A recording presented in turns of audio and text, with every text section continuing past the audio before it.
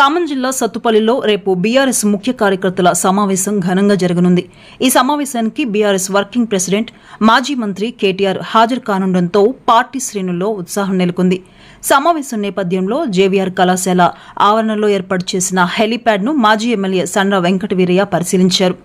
అనంతరం సభా ప్రాంగణాన్ని సందర్శించి వేదిక నిర్మాణం, పార్కింగ్ సౌకర్యాలు, తాగునీరు, భద్రతా ఏర్పాట్లు, కార్యకర్తలకు కల్పిస్తున్న ఇతర సౌకర్యాలపై అధికారులతో సమీక్ష నిర్వహించారు. కేటీఆర్ పర్యటన విజయవంతమయ్యేలా ప్రతి కార్యకర్త బాధ్యతగా పనిచేయాలని సండ్ర వెంకటవీరయ్య సూచించారు.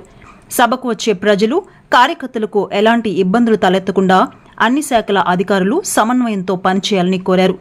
ఇప్పటికే నియోజకవర్గంలోని అన్ని మండలాలు, గ్రామాల నుంచి బీఆర్ఎస్ శ్రేణులు భారీగా తరలివచ్చేలా ఏర్పాట్లు జరుగుతున్నాయని పార్టీ నాయకులు తెలిపారు.